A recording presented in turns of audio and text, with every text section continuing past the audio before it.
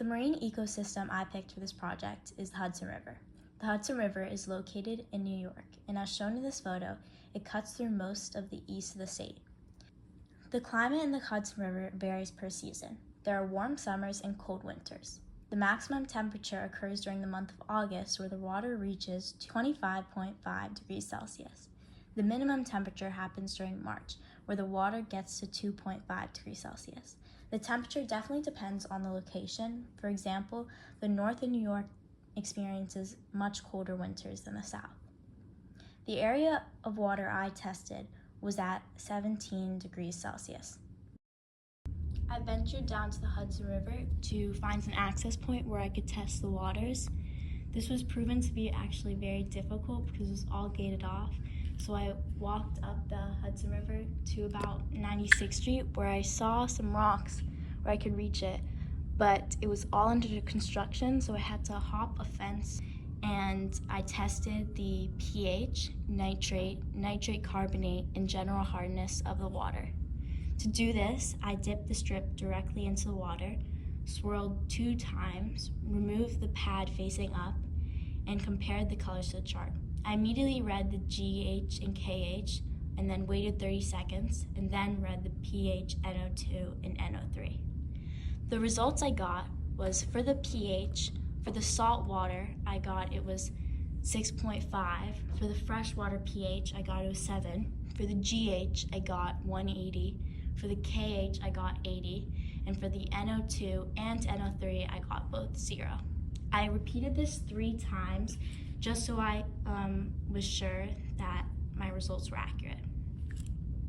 The Hudson River consists of brackish and freshwater tidal wetlands that provide habitats for diamondback terrapins, fiddler crabs, rails, kittlefish, river otters, turtles, bald eagles, and other raptors, marsh wrens and herons, crayfish and dragonflies, and blackbirds.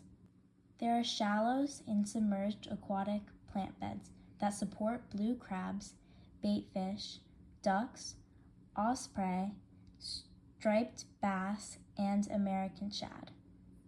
The natural shorelines that the Hudson River has provides a vital transition zone between water and land, and is a habitat for sandpipers, land mammals, and a host of fish. The river's bottom is kneaded by sturgeons, hog chokers, native mussels, and oysters. The deep water habitats are used by many fish, shellfish, and invertebrates that help the food chain and cycle nutrients and sediments. The Hudson River has tributary streams that make it accessible to river herrings, American eels, and other animals that are declining through the northeast. As for producers, consumers, and decomposers of the Hudson River, the producers convert sunlight into energy throughout photosynthesis. Examples of producers in the Hudson River are phytoplankton and rooted aquatic macrophytes. They both carry out photosynthesis and are an important part of the food chain. As for consumers, consumers are organisms that eat plants and or other organisms. Examples of consumers in the Hudson River are fish, aquatic invertebrates, birds, raccoons, and otters. All of these animals work together to form a balanced ecosystem that allows the Hudson River to thrive. Decomposers break down dead organisms and recycle nutrients into the ecosystem. In the Hudson River, bacteria, fungi, and species like amphipods, worms, and small crustaceans are decomposers. As for the human impact of the Hudson River, many areas of the river bottom have been dredged to create and maintain a shipping canal. Tidal wetlands and shallows have been filled, and in some areas, fill covers 1/3 of the river's original surface area. Nearly half of the Hudson shoreline has been straightened and hardened by human-made structures. Additionally, impacts from sea level rise and climate change threaten shoreline and shore communities where water may rise faster. There's also an issue of invasive plants that continue to threaten native species and their habitats. As for the history of the Hudson River, beginning in 1947 and continuing for approximately 30 years, the General Electric Company released more than 1 million pounds of PSBs into the upper Hudson River. Since then, ongoing discharges of PSB have continued from sediments in underground sources. Over time, PSBs have contaminated nearly 200 miles of the Hudson River and beyond into New York/New Jersey harbor, making it the country's largest Superfund site. This caused a fishing industry worth $40 million a year to collapse. People are also now afraid to swim in the river or to fish to feed their families. Many communities face significant health consequences that continue to this day, including increases in nervous system issues, developmental delays, and certain types of cancer due to the water contamination.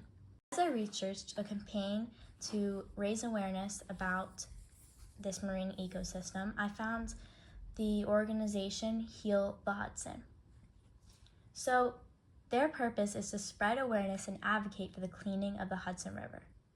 Currently, they're advocating for people to submit public comments to the EPA to let them know that a healthy river is important and they can't keep ignoring the necessary cleanup. What you can do right now to help the cleanup of the Hudson River is to send a letter to the EPA. If you scan this QR code, it will send you to the Heal the Hudson's website. If you scroll to the bottom, you will see a pre-written letter to the EPA. All you have to do is fill out your first name, last name, email address, and then submit your comment. We have until November 7th of 2024 to submit all these comments to the EPA. This is an opportunity to advocate for the cleanup of a local marine ecosystem.